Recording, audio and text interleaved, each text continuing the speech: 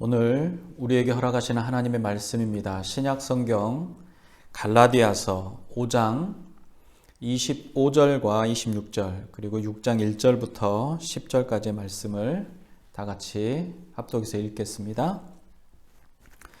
만일 우리가 성령으로 살면 또한 성령으로 행할지니 헛된 영광을 구하여 서로 노엽게 하거나 서로 투기하지 말지니라. 형제들아, 사람이 만일 무슨 범죄한 일이 드러나거든 신령한 너희는 온유한 심령으로 그러한 자를 바로잡고 너 자신을 살펴보아 너도 시험을 받을까 두려워하라. 너희가 짐을 서로 지라. 그리하여 그리스도의 법을 성취하라. 만일 누가 아무것도 되지 못하고 된 줄로 생각하면 스스로 속임이라. 각각 자기의 일을 살피라. 그리하면 자랑할 것이 자기에게는 있어도 남에게는 있지 아니하리니 각각 자기의 짐을 질 것이라. 가르침을 받는 자는 말씀을 가르치는 자와 모든 좋은 것을 함께하라. 스스로 속이지 말라. 하나님은 업신여김을 받지 아니하시나니 사람이 무엇으로 심든지 그대로 거두리라. 자기의 육체를 위하여 심는 자는 육체로부터 썩어질 것을 거두고 성령을 위하여 심는 자는 성령으로부터 영생을 거두리라. 우리가 선을 행하되 낙심하지 말지니 포기하지 아니하면 때가 이름에 거두리라. 그러므로 우리는 기회 있는 대로 모든 이에게 착한 일을 하되 더욱 믿음의 가정들에게 할지니라. 아멘. 한 20년 정도 지난 것 같습니다. 제 필리핀에 노예 목사님들하고 같이 선교를 갈 때 일입니다. 제 기억에는 우리가 목사님들이 개인적으로 후원하고 헌금을 한 그 돈으로 교회가 검축이 되고 그 헌당 예배를 함께 드리러 갔던 그 일정이었던 것 같은데 그 일정 중에 가장 기억에 남는 그 장소가 있었습니다. 안내해 주셨던 선교사님께서 마닐라의 이곳저곳을 안내해 주셨습니다. 근데 한참을 가던 선교사님께서 가던 길을 멈추시더니 곧 쓰러져가는 건물들이 많은 지역을 이렇게 보여주시면서 이곳에 사는 사람들이 어떤 사람들인 것 같습니까? 하고 물었습니다. 그리고는 이곳에 사는 사람들은 굉장한 부자들입니다. 그러는 겁니다. 우리가 생각할 때 부자들이 사는 동네라고 하면 건물 외관도 깨끗하고 넓고 또 정원도 있고 또 그 지역이 굉장히 깨끗한 지역을 상상을 합니다. 그런데 우리가 봤던 곳은 정말로 건물이 허름한 건물이었습니다. 막 곳곳에 이 페인트가 다 벗겨져 있었고 그리고 이 수리가 안 된 또는 수리가 덜 된 건물들이 굉장히 많았었습니다.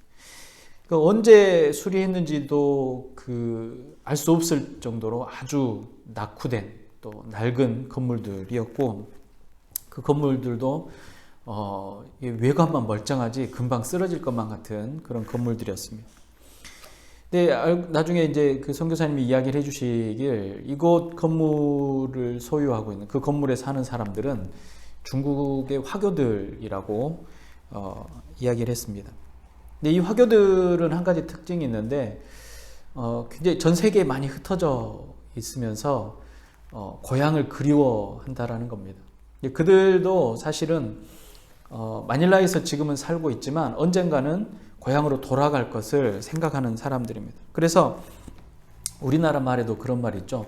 거지같이 벌어서 정승처럼 쓴다. 그러니까 돈을 벌 때는 이런저런 일 가리지 않고 정말 여러 가지 일들을 해서 근검전략하고 모았다가 쓸 때는 그 정승, 그러니까 국회의원보다 더 높죠. 정승이면 국무총리처럼. 지금은 국무총리는 국가의 녹을 받지만 옛날에 국무총리는 왕에게 녹을 받았던 사람이고 그리고 왕 다음으로 권력이 가장 센 사람이었죠.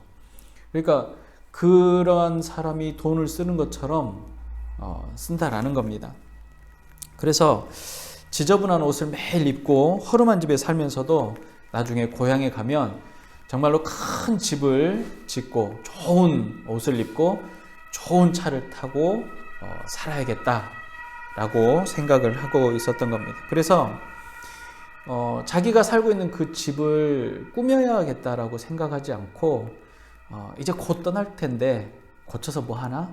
이제 곧 이사를 할 건데 이제 곧 고향으로 갈 건데 수리하면 뭐 하나? 라는 생각들을 한 겁니다. 그래서 그 사람들이 살고 있었던 집들은 늘 그렇게 수리되지 않은 채로 있는 경우가 많다라고 했습니다.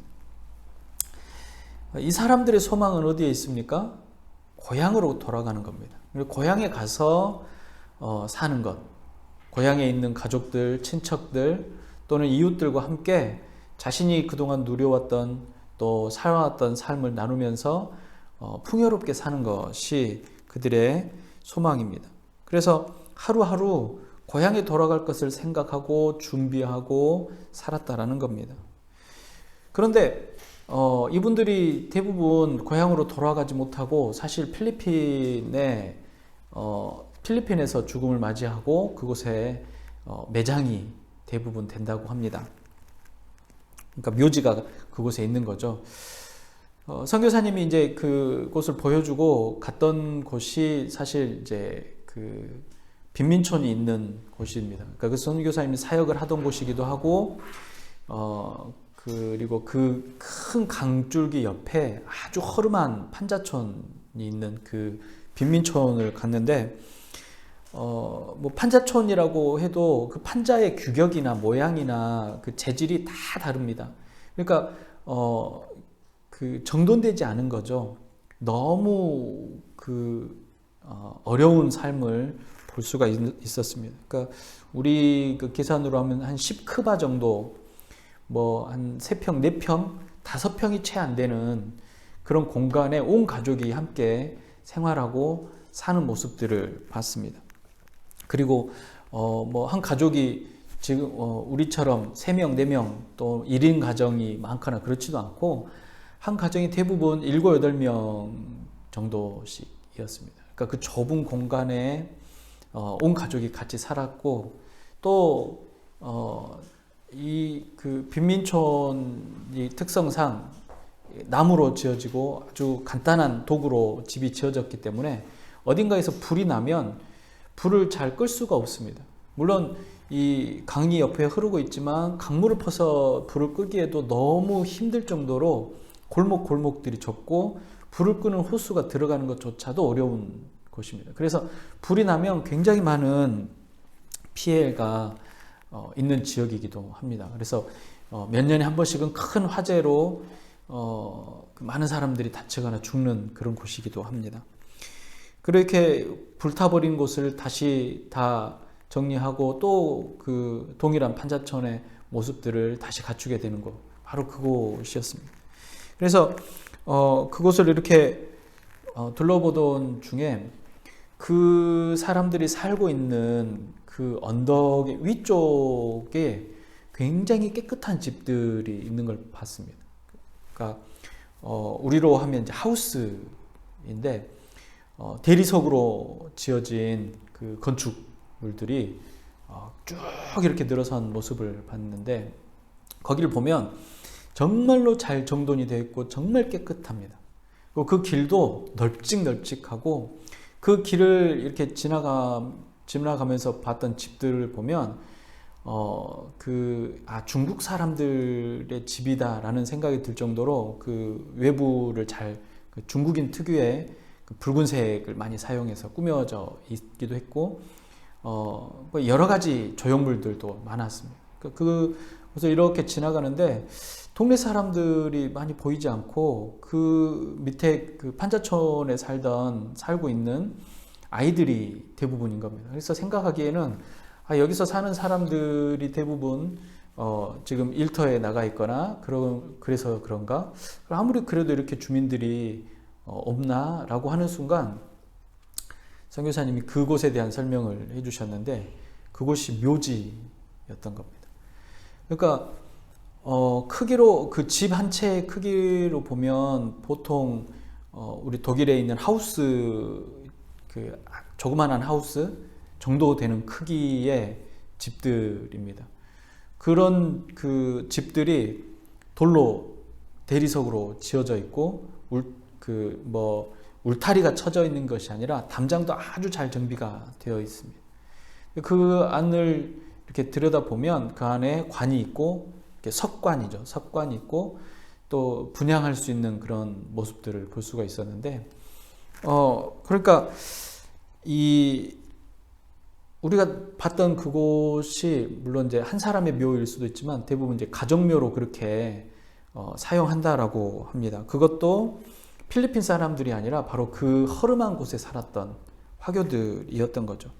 그러니까 아무도 살지 않는 곳, 그러니까 죽은 자를 위한 공간이 정말 화려하고 아름답고 그리고 그 주변의 이 풍경들도 굉장히 아름다웠던 기억이 납니다. 그러니까 그곳에서 볼 수 있는 사람들은 이제 이 묘지에 추모를 하러 오는 추모객들이거나 아니면 그날 어떤 장례의 그 예식이 있어서 그 장소에 오게 되는 화교들이 전부이고 그 외에는 그 밑에 판자촌에 살고 있는 어려운 삶을 살아가는 그 동네의 어린 아이들, 청소년들이 그곳을 점령하고 있었던 겁니다. 그러니까 한평생을 고향을 가기 위해서 고향에 소망을 두고 살았던 사람들이 결국 허름한 그 삶을 마무리할 때는 결국 그 고향으로 돌아가지도 못하고 그 땅에서 크고 웅장하고 화려한 그 묘지를 선택했다라는 겁니다. 참 아이러니한 광경이었고 그랬습니다. 근데 사실 우리가 조심해야 되는 게 어떤 문화든지 어떤 상황이든지 일반화하는 것은 조심해야 합니다. 화교하면 다 그렇게 살 것이다. 또는 중국인 하면 다 그렇게 살 것이다가 아닙니다. 제가 20여 년 전에 갔던 그곳의 화교들의 삶이 그러했을 뿐이고 그들이 소망했던 것들이 결국 그렇게 되어지는 모습을 보고 그런 생각들을 했던 겁니다. 그러니까 그분들의 삶을 생각하면 고향을 소망하는 사람들이 결국 고향으로 돌아가지 못하고 묻힌 곳 거기에서 머물지 않고 과연 우리가 그리스도인으로 이 땅에 살면서 우리도 소망이 있지 않습니까? 천국을 소망하고 하나님과 영원한 삶을 소망할 것인데 그 소망하는 삶을 살기 위해서 이 땅에 어떻게 살 것인지도 고민을 해야 한다라는 사실입니다. 우리가 어렸을 때부터 배워왔던 이 교회에서 이 신앙의 교육들은 대부분 장래의 소망만을 강조합니다. 미래의 소망. 그러니까 천국에 가는 것만 강조를 하고 이 땅에서 어떻게 살아가야 될지에 대해서는 사실 많이 배우지를 못했습니다. 그런데 성경은 천국의 소망을 이야기하기 위해서 이 땅에서 어떻게 살아가야 할지에 대해서 정말로 많이 이야기하는 책이고 말씀입니다. 하나님은 우리가 이 땅에서 삶을 어떻게 살아내야 할지에 대해서 수많은 사람들의 예를 들어서 교훈하고 또 그렇게 살아야 한다라고 말씀하고 있는 겁니다. 사람들이 그리스도인 하면 이런 삶을 살았던 사람. 그러니까 내가 그곳에 갔을 때 이 화교들의 모습을 보고 화교들은 이런 삶을 살구나 했던 것처럼 세상 사람들은 그리스도인들을 보고 예수 믿는 사람들은 이렇게 사는구나 라고 생각할 겁니다. 만약에 그렇다라고 한다면 우리가 이 땅에서 삶을 살아갈 때 그냥 대충 살 수 없다라는 거죠.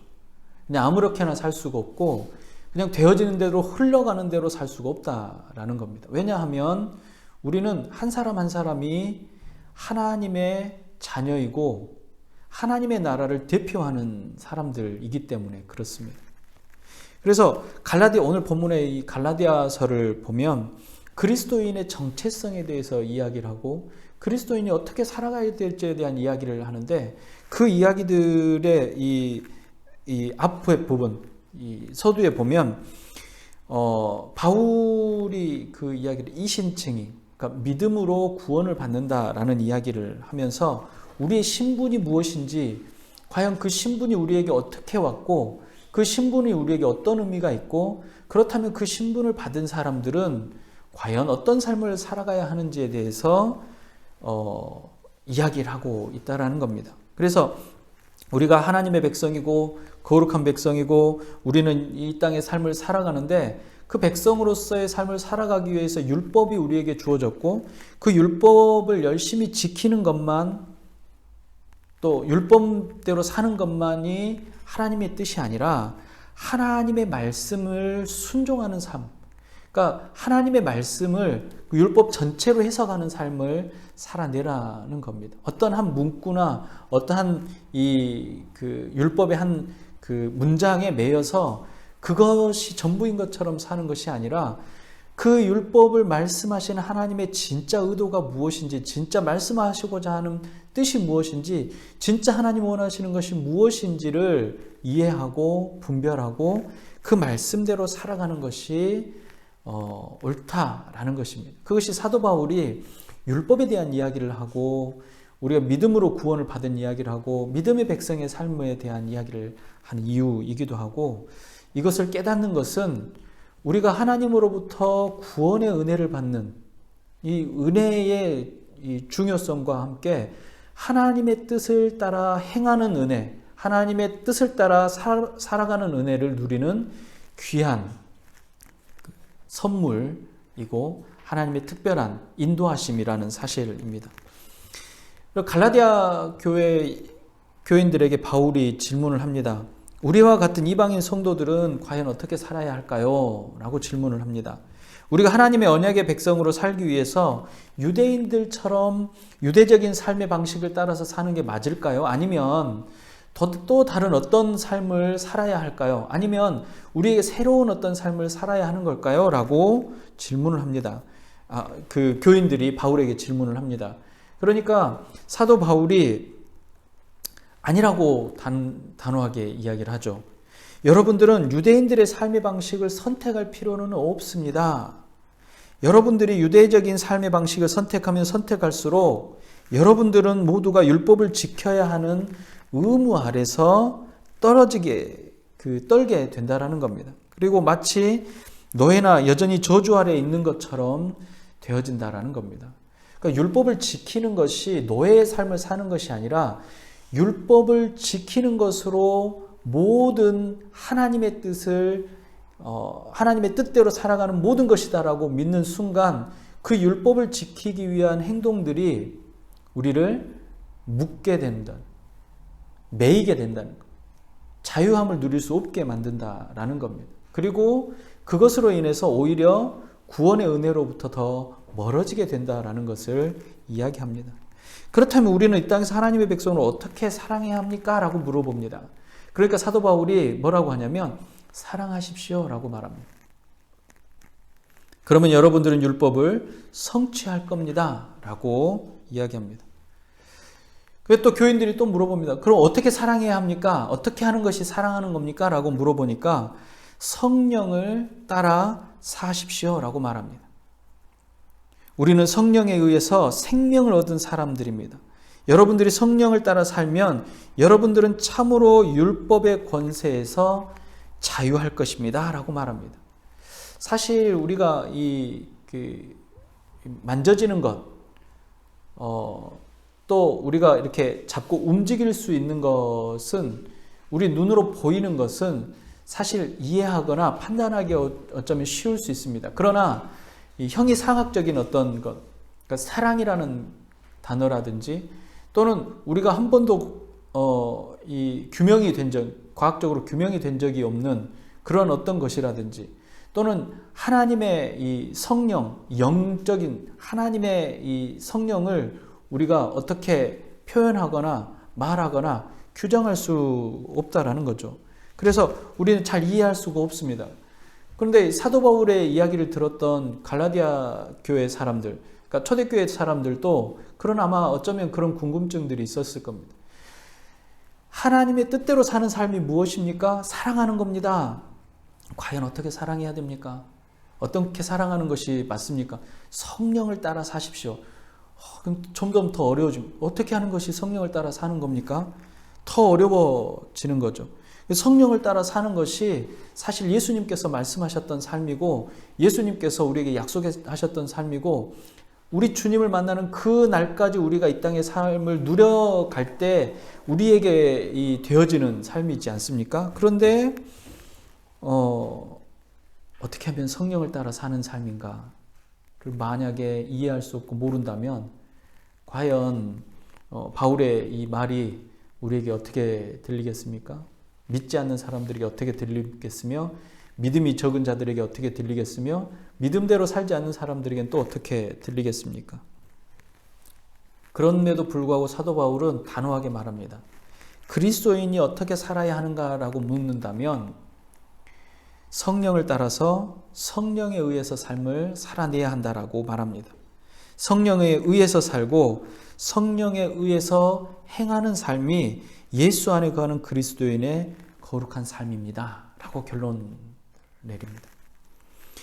그렇다면 그 반대의 삶을 무엇이라고 말하느냐를 보면 성령의 삶을 우리가 조금 더 이해할 수가 있을 것 같습니다. 오늘 본문의 5장 24절을 보면요. 그리스도 예수의 사람들은 육체와 함께 그 정욕과 탐심을 십자가에 못 박았다라고 말합니다. 그러니까 그 반대의 삶, 성령의 삶의 반대의 삶은 육체의 삶, 육적인 삶이라는 겁니다. 정욕과 탐심의 사람을 말합니다. 인생의 비극이 어디서부터 출발하는가? 저 수많은 인생의 비극은 비교하는 데서부터 시작한다라고 할 수 있습니다. 내가 가진 것과 다른 사람이 가진 것을 비교합니다. 우리는 남의 떡이 항상 커 보인다라고 말합니다. 남보다 더 특별하고 남이 가진 것을 갖고 싶어 합니다. 내가 갖지 못하는 것에 대해서 속상해하고 아파하고 힘들어하는 이유가 뭡니까? 내가 갖고 싶은 것을 다른 사람은 갖고 있기 때문입니다. 다른 사람이 갖고 있는 것을 내가 갖고 싶기 때문이라는 거죠. 다른 이가 가진 것을 비교하는 것. 비교함으로 얻어지는 게 무엇입니까? 시기하는 마음, 질투하는 마음입니다. 그리고 탐욕입니다. 욕심이라는 겁니다. 죄 아래 태어난 모든 사람은 만족할 수 없는 존재로 태어납니다. 우리가 부자가 된다라고 할 때 그 부자가 어떤 사람을 부자라고 말합니까? 여러분, 부자는 어떤 사람입니까? 돈이 많은 사람을 부자라고 하죠. 얼마가 있어야 돈이 많다라고 하고 얼마가 있어야 부자라고 할 수 있을까요? 그전에는 우리가 백만장자라고 했습니다. 100만 불이 있으면 이 부자라고 하고 그런 사람들은 평생 그 돈에 치여서 산다라고 표현하지만 지금 백만장자는 아무것도 아닙니다. 100만 불을 갖고 있는 사람들이 얼마나 많은데요. 그 100만 불을 지금도 100만 불을 갖고 있는 사람들이 부자라고 합니까? 아니라는 거죠. 써도 계속해서 돈이 불어나는 사람들이 부자일까요? 어떤 사람이 과연 부자입니까? 사실 부자는 자기가 가지고 있는 것을 만족할 수 있는 사람이 부자입니다. 당장 수준의 돈이 10만 원밖에 없어도 그 10만 원으로도 얼마든지 행복해하고 즐거워할 수 있는 사람이 부자라는 겁니다. 1조, 2조가 있지만 그 1조, 2조를 채우기 위해서 10만 원이 더 필요한 사람은 여전히 아직도 그 10만 원이 필요한 사람이에요. 궁핍한 사람, 부족한 사람이라는 겁니다. 그래서 만족할 수 있는 존재가 된다라고 하면 과연 그 사람은 부자라는 거죠. 그런데 우리는 인간입니다. 태어나는 순간 본질적으로 만족하지 못한 존재로 태어나게 됩니다. 어떤 거든지 만족이 잘 되지 않습니다. 보암직도 하고 먹음직도 하고 먹어서 지혜로울 것 같은 것, 우리가 성경이 말하고 있는 죄를 표현할 때 사도 바울이 썼던 표현입니다. 정욕에 지배된 사람, 죄에 지배된 사람을 말합니다.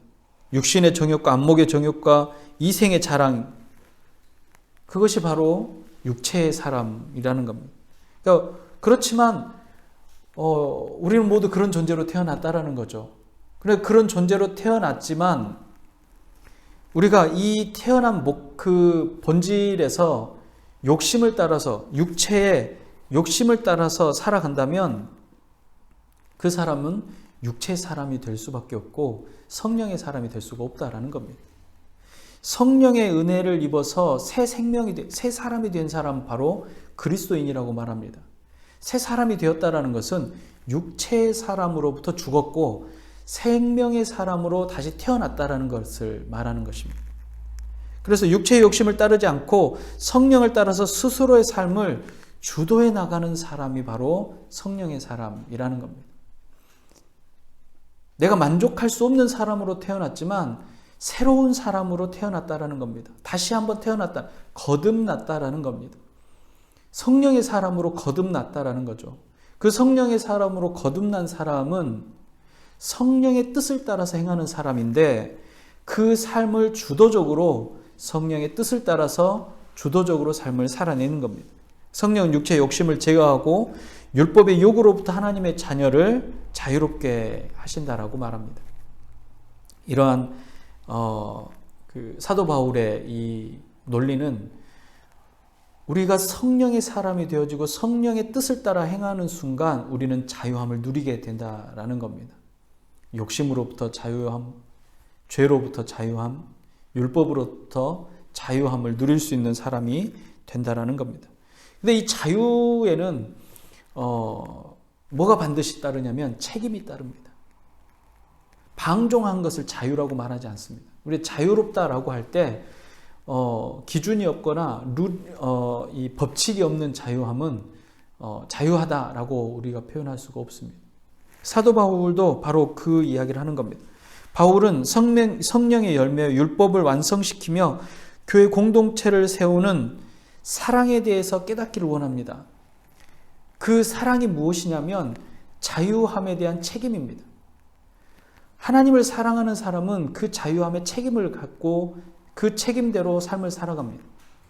내 자신을 사랑하는 사람은 바로 그 책임을 따라서 살아갑니다.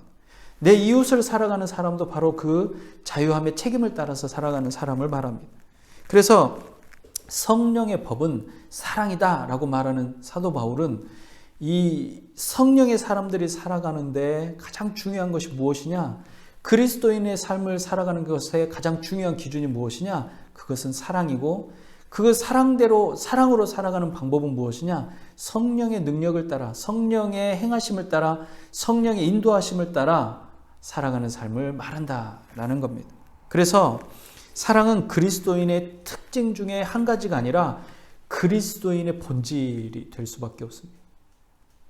그리스도인이라고 하면 사랑 그 자체여야 한다라는 겁니다. 왜냐하면 하나님께서 그러하셨기 때문에 그렇습니다. 사랑은 처음부터 하나님의 본질이고 하나님의 특징이었습니다. 그래서 성령의 은혜 아래 인도되어진 그리스도 안에 그리스도인이 되어지는 사람의 모습 될 수밖에 없다라는 겁니다. 그렇기 때문에 사랑은 성령의 임재를 분별하는 유일한 기준이 될 수 있다라고도 할 수 있는 겁니다. 25절과 26절을 보면요. 만일 우리가 성령으로 살면 또한 성령으로 행할지니 헛된 영광을 구하여 서로 노엽게 하거나 서로 투기하지 말지니라 라고 말하죠. 성령으로 살면 성령으로 행할 수 있다라는 겁니다. 이것이 나의 힘이 아니라 성령 하나님께서 우리에게 주시는 능력이고 힘이라는 것입니다. 그래서 성령의 법인 사랑을 간결하게 표현하는데 뭐라고 표현했냐? 짐을 서로 지라 라고 표현한 겁니다. 갈라디아서 1장 6절에 한번 6장 1절에 보면 형제들아 사람이 만일 무슨 범죄한 일이 드러나거든 신령한 너희는 온전한 심령으로 그러한 자를 바로잡고 너 자신을 살펴보아 너도 시험 받을까 두려워하라. 두려운 마음으로 짐을 서로 지라라는 겁니다. 범죄가 드러난 사람을 예로 들어서 설명을 한 것인데 신령한 이들이 범죄한 형제를 대하는 마땅한 방법이 이것입니다. 온유한 심령으로 그러한 자를 바로 잡는 겁니다. 그러니까 우리 공동체 안에 범죄한 사람이 있다라고 하면 그 범죄한 사람을 어떤 마음으로 대하느냐? 온유한 마음으로 대하라는 겁니다. 그리고 그 사람이 바른 길을 갈 수 있도록 도우라는 거죠. 그래 마치 어부가 그물을 손질하거나 부러진 뼈를 회복시키는 의사의 진료와 같이 세심하게 회복시키는 일 반드시 온유하게 진행되어야 한다는 겁니다. 세심하게 그 사람을 보살피고 그 사람이 다치지 않도록, 그 주변 사람들이 다치지 않도록, 그 공동체가 그 일로 인해서 어려움을 당하지 않도록 세심하게 온유하게 대하라는 겁니다. 믿음의 동료가 유혹에 지고 말았을 때 우리가 취해야 할 태도, 그를 판단하고 정죄하는 것만이 아니라는 겁니다. 그가 자신의 죄를 깨달아 회개하고 하나님과의 관계를 회복할 수 있도록 지지하고 인내하고 범죄한 지체들이 자신의 짐을 지는 것을 도우라는 겁니다. 오히려 우리가 그를 사랑하고 있고 자신의 약점을 극복하고 영적으로 성장하기를 바라고 있다는 사실을 깨달아 알 수 있도록 우리는 그를 지지하고 응원해야 한다는 겁니다. 그 행위가 섬세한 온유함으로 해야 한다는 겁니다. 우리가 누군가 범죄하면 사실 범죄한 사람은 그 범죄함으로 죄의 이 책임을 지게 되지만 그 범죄한 사람을 보는 사람들은 교만해지는 죄를 짓기가 쉬워집니다. 특히 자신을 범죄한 다른 사람과 비교해서 나는 범죄하지 않았다가 아니라 나는 저 사람과 같지 않았다라고 생각하고 말하게 된다는 겁니다. 스스로가 저 사람보다 내가 더 나은 사람이라고 생각하는 겁니다. 우리는 다른 사람의 좋지 않은 모습을 보고 내 자신이 그 사람보다 더 나은 사람인 것처럼 착각한다라는 겁니다. 그리고는 속으로 기분이 좋아지죠. 나는 저런 죄에 빠지지 않았어. 나는 저런 범죄를 하지 않았어. 나는 저런 사람이 아닌 거야. 정말 다양한 거야 라고 생각을 합니다. 그런데 나는 너보다 더 거룩하다라고 생각하는 그 상황에 머문다면 우리는 교만이라는 덫에 걸려버린다라는 겁니다. 이러한 삶의 태도가 갈등하고 있는 성도들을 바로잡을 수 있는 기회를 빼앗기도 한다라는 겁니다. 그 기회를 놓치게 만드는 가장 무서운 유혹이 바로 교만의 유혹이라는 겁니다. 그래서 바울은 우리로 하여금 교만한 마음을 벗어버리고 그러한 상대를 만났을 때 혹은 우리가 사랑을 줘야 될 누군가를 보았을 때 우리의 궁유함이 필요한 어딘가를 마주했을 때 교만함을 내려놓고 오히려 죄의 틈이 생기지 않도록 돌아보라는 겁니다. 시험해보고 자신을 돌아보라고 명령합니다. 그러한 원리가 어디에서 출발을 하냐? 마태복음 22장 39절에 우리 주님이 말씀하십니다. 내 이웃을 내 몸과 같이 사랑하라. 이것이 온 선지자와 이 성경의 강령, 하나님의 말씀의 중요한 핵심이고 선지자들이 계속해서 전했던 하나님의 말씀의 핵심이 바로 그것이라는 겁니다.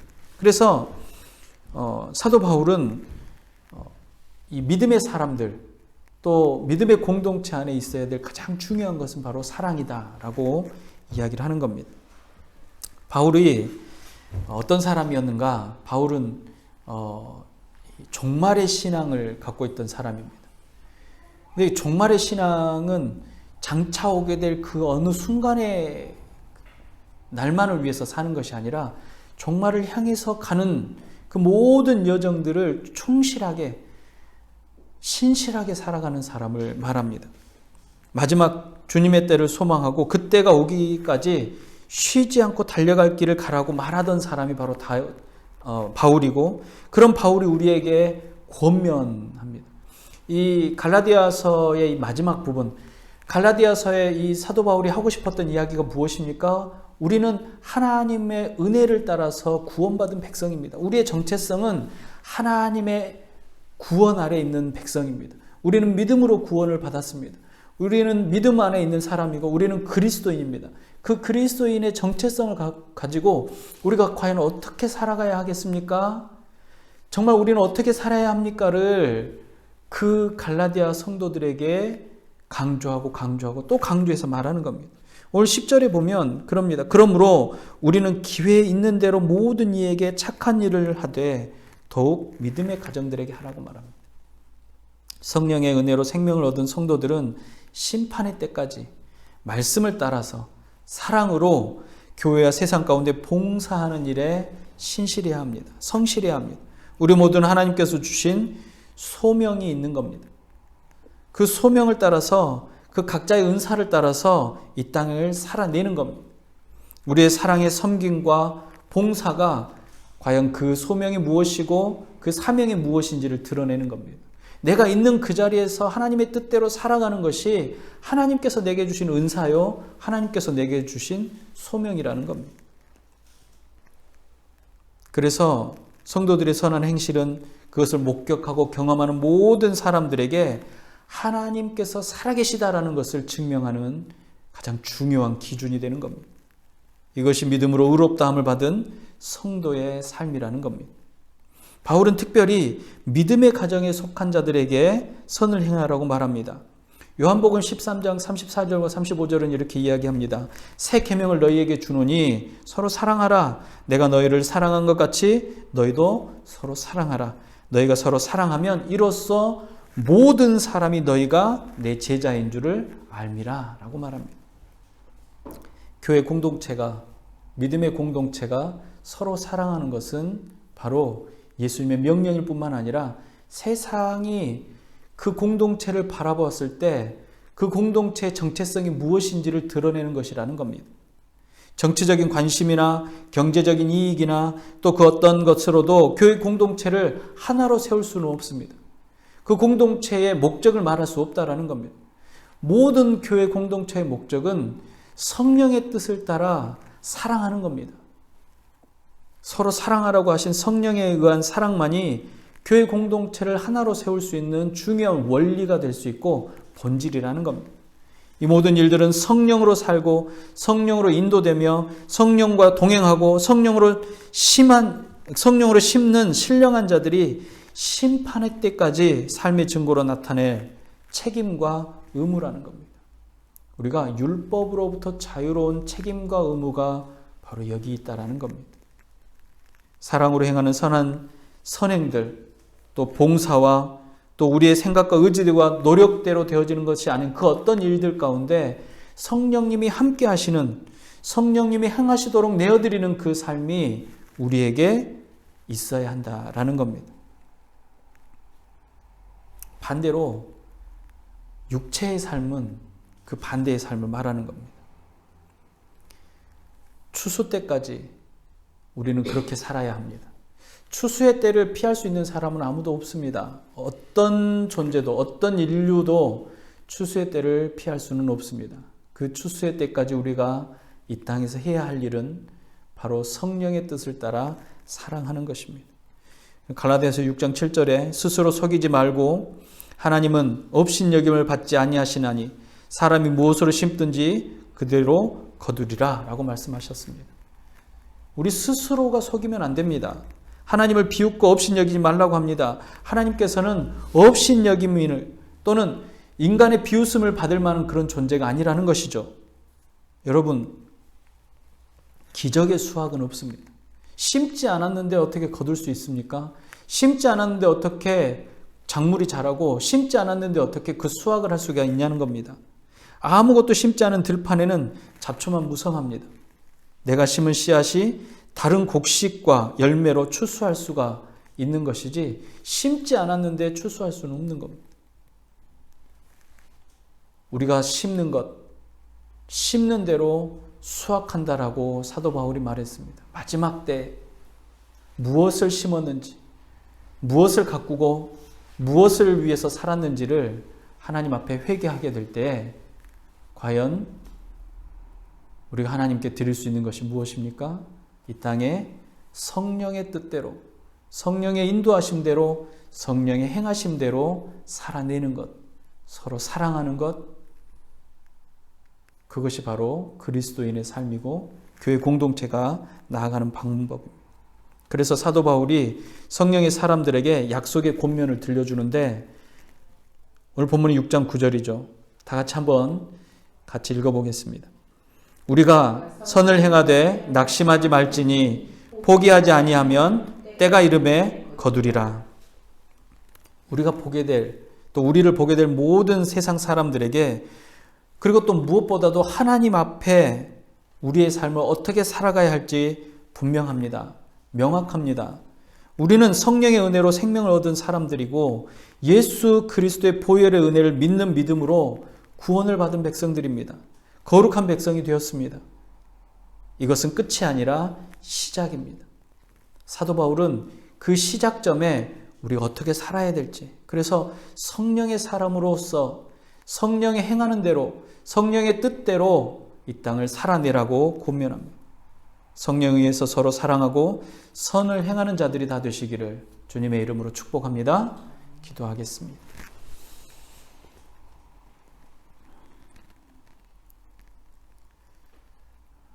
모든 인류 가운데 부르시고 그 택하심 가운데 은혜를 허락하셔서 믿게 하시고 그 입술을 열어 고백하게 하셔서 하나님의 나라에 하나님의 백성이 되게 하심을 감사합니다. 수많은 인류 가운데 나를 선택해 주심을 감사합니다. 그 선택하심이 창세 전에 이미 모든 인류가 창조되어지기 전에 선택이었음을 압니다. 그럼에도 불구하고 우리 주님께서 예수 그리스도 안에 있도록 지금까지 인도하여 주셨음을 고백하며 감사합니다. 아버지 하나님, 우리에게 이것이 끝이 아니고 시작임을 사도 바울이 말했던 것처럼 그리스도인으로 살아내는 삶을 살아가도록 허락하여 주시옵소서. 예수 믿는 자의 삶을 살아내도록 허락하여 주시옵소서. 성령이 행하는 대로 삶을 살아가게 하시고 성령의 뜻을 따라 살아가게 하여 주시옵시고 하늘의 소망을 두고 사는 사람의 삶이 이 땅에 보는 많은 사람들이 보고 하나님 과연 살아계시구나, 하나님의 역사하심이 있구나라고 깨달아 알 수 있도록 아버지 하나님 말씀을 쫓아 행하는 자들의 삶을 붙들어 주시옵시고 인도하여 주시옵소서. 아버지 하나님, 우리의 삶이 세상 가운데서 그저 왔다가 그저 가는, 정말로 흘러가는 대로 삶을 살아내는 사람이 아니라 성령의 삶을 살아내는 사람, 사랑으로 이 땅을 살아내는 사람이 될 수 있게 하여 주시옵시고 서로 사랑하며 서로의 짐을, 각자의 짐을 지는 자들이 될 수 있도록 인도하여 주시옵소서. 또한 아버지 하나님, 우리의 공동체가 하나님 보시기에 기쁨의 공동체가 되게 하여 주시옵시고 하나님이 즐거워하는 공동체가 될 수 있도록 허락하여 주시옵소서. 넓게는 이 지역과 이 사회가 그러한 곳이 되게 하여 주시옵시고 이 나라가 그러한 나라가 되게 하여 주시옵시며 그 이웃들을 잘 섬기고 돌보는 자들이 될 수 있도록 허락하여 주시옵소서. 오늘 또 힘겹고 아파하는 우리의 이웃들을 주님 돌아보시고 위로하고 보호하여 주시옵소서. 질병 가운데 힘겨워하는 우리의 이웃들을 아버지 하나님 지키시고 보호하시며 그들의 심령의 위로가 되게 하시고 그들의 심령에 그리스도를 바라보는 큰 능력이 있도록 허락하여 주시옵소서. 또한 아버지 하나님, 오늘 또 전쟁의 공포와 또 어려움 가운데 있는 이웃 나라를 주님 기억하여 주시고 하루속히 전쟁이 마무리가 되어지고 회복되어지는 은혜가 있도록 허락하여 주시옵시며 악하고 또 더러운 마음들이 아버지 하나님 그리스도 예수의 영광 가운데 새롭게 되어지는 은혜가 있도록 허락하여 주시옵소서. 아버지 하나님께서 계획하시고 인도하는 걸음들을 민감하게 깨달아갈 수 있도록 분별하는 은혜를 허락하여 주시옵시고 또 기도하고 협력하는 자들의 손길도 주님 기억하시며 그 안에 그리스도의 영광이 드러날 수 있도록 하나님의 살아계심과 역사하심을 경험할 수 있도록 아버지 하나님 허락하여 주시옵소서. 더하시고 또 동행하시는 우리 구주 예수님의 이름으로 감사하며 기도드리옵나이다. 아멘. 기도하겠습니다. 지금은 우리를 구원하신 예수 그리스도의 은혜와 하나님 아버지의 무한하신 사랑하심과 성령님의 감화, 감동, 위로, 교통 충만케 하시는 은혜가 성령의 일, 성령을 따라 사는 성령에 의한 삶을 살아가고자 다짐하는 주의 모든 백성들의 머리 위에와 각 가정과 지역과 교회 위에 특별히 사랑하는 우리들의 이웃들의 머리 위에 이제로부터 영원토록 함께 있을지어다. 아멘.